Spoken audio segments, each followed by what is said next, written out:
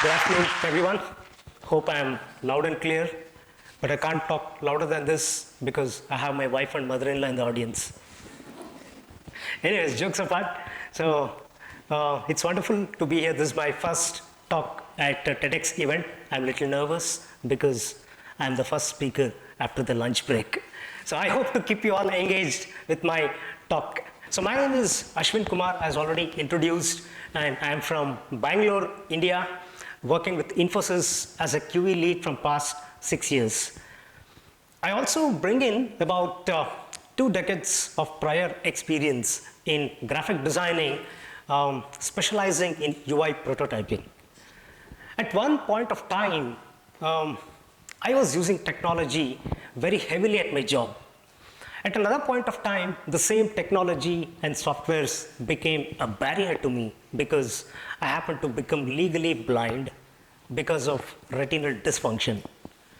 Legal blindness is a condition where a person will experience progressive loss in usable vision, which cannot be corrected, treated, reversed, or even arrested.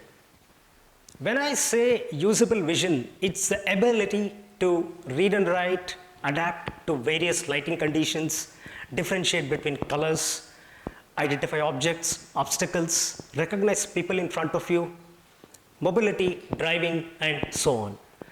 Today I have lost about 95% of my usable vision, and I solely depend upon screen reading softwares to access digital content and braille script for print media and blind cane for mobility. So today I'm here to share my inspirational story. When life gives you lemon, make a lemonade. So way back in the year 1996 is when I started my career as a desktop publisher. I then scaled up my skills in graphic designing, front-end web development, UI prototyping, and so on. And I got a chance to work with renowned art directors, visual artists at top advertising agencies, packaging industries, publishing house, and web development companies as well. I also happened to set up my own startup company at some point in time. Let me fast forward my story by 10 years. Late 2007 and early 2008 was perhaps the best and the worst time in my life. It was worst because I had to forcefully shut down my startup company where I had invested every pie on it. One little quote, "When everything is lost, patience wins," saved me from suiciding at the juncture. Practicing go with the flow attitude, I succeeded in shutting my eyes towards the discouraging society, family, friends, and surroundings. Endless despair, lack of employment, and my rare eye disease earned me a full-time job to take care of my 2-year-old daughter when my wife was earning bread for us. I also took this great opportunity to reskill, rebuild, and relaunch my career. With 10 years of past experience as the only surety, I tried all arenas of employment opportunities. Though the quest was initially fruitless, but I caught a gold mine when I created my freelance graphic designer profile on world's largest outsource platform. So the task of constant bidding on the freelancing domain made me comprehend the right skills needed to compete in the global market. I thus scaled up my skills, and a breakthrough came when one of my low-priced bid got approved. I was so happy because it was a sign of turning hardship into hope. So after completing the project and receiving the promised payment, it brought back the lost confidence, reassurance to earn my own bread, repay my debts, along with living an independent and luxurious life. I never turned back after that. I happened to burn about 20,000 plus hours on 250 projects across 3,000 plus assignments with 150 clients worldwide with 90% job success rate, which is equivalent to 4.5 star rating. So very soon, my profile got accredited with top rated freelancer badge. So it was not easy to, achieve this kind of milestone. I had to face a lot of challenges on a daily basis. Like my vision was not supporting to work on the graphic projects effectively. So I had to buy big size monitors, do a lot of customizations in the Windows settings. I had to switch between various color themes to support my vision condition. And also, I had undergone multiple surgeries in my ear, because of which I have a moderate hearing loss. I was finding very difficult to attend audio calls. Can I have some water, please?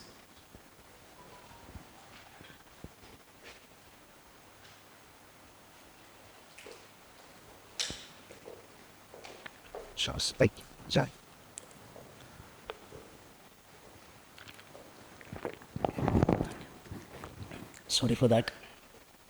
So I was facing a lot of difficulties because of my hardness in hearing to attend audio calls, and I had to speak out with my clients about this problem diplomatically, and I had to request them to share the design briefs through mails or chats. In fact, I had another major surgery in my right ear 2 weeks back. So well, today we have advanced technology with Bluetooth enabled hearing aids and some added presets in your laptops, desktops and mobile phones, especially for people using hearing aids. So thus today the virtual conferencing has become very easy and accessible for people who are deaf and hard of hearing. Apart from this, as a freelancer, I had to be really self-motivated, self-disciplined, self-oriented, and really hardworking, because I was catering to clients across time zones. So naturally, I had to spend more hours on it.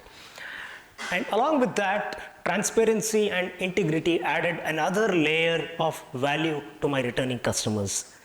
So fast forwarding my journey by another 10 years. By 2016 or so, I had already incurred 80% loss in my usable vision, which was nearly impossible to work on graphic projects because it is something which demands a fine coordination between your hands and eyes, which was not possible for me. So I started learning a musical instrument to develop a career for my livelihood. And also, on the other hand, I decided not to sell my computers on OLX.com after hearing about a screen reading software from my elder brother. So screen reading software is something that is used by people who are blind. It really helps them to read what is on the screen, navigate between different parts of the screen, as well as interact with the interface. So my initial experience with screen readers were really annoying because I was not used to reply an email by listening to it, right? But in a span of 2 years, I became proficient and efficient in using various screen reader softwares on various platforms. I would like to quickly share an eye-opener incident here. So when I was using screen readers and other assistive features, I used to face a lot of accessibility challenges. For example, when I was trying to book a cab on my mobile phone app, the search results were not reading by my screen reader. Now I had to take a help from sighted person to select the right source and the destination. Likewise, when I was trying to do some financial transaction on a net banking app, the OTP field was not accessible and the CAPTCHA code authentication was not accessible with my screen readers. Hence, I was not able to complete that last step in the transaction. It was so frustrating and I just kept on cursing designers and developers for such poor designs. But one fine day, I realized that my own creations in the past, my own designs, were also not accessible.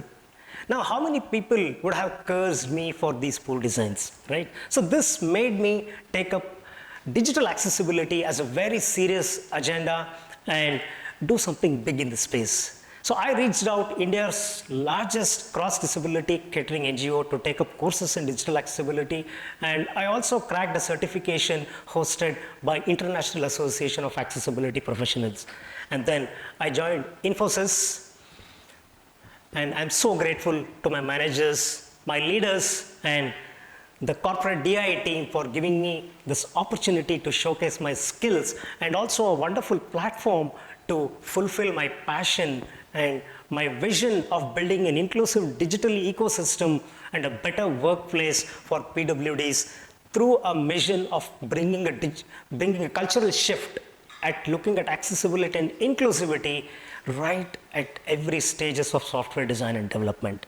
So that's my journey at Infosys has been truly amazing, with some meaningful and tangible milestones achieved. For example, setting up a world-class accessibility experience lab in our Bangalore headquarters to give an immersive understanding on digital inclusion, assistive technology, and empathy among our stakeholders, employees, developer community, and our customers too, which will further enable them to act with compassion.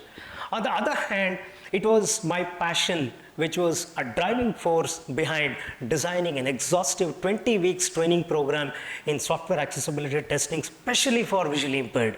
So I have trained about 100 plus freshly graduated visually impaired talents in this niche skill over the weekends, and almost all of them have landed into their dream jobs at top various IT companies.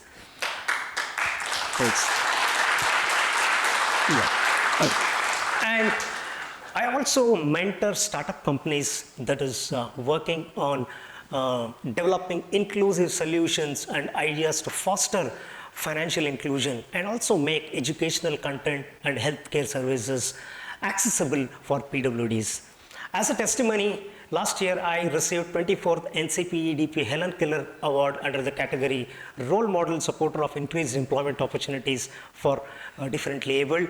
And this year I have been nominated for a National Award for Individual Excellence, and I can't wait for the announcement. So I can't wait for the announcement of the results by the Ministry of Social Welfare and Empowerment. So, well, my journey doesn't stop here. It goes on and on and on, because I strongly believe in one of the very famous quote by Steve Jobs.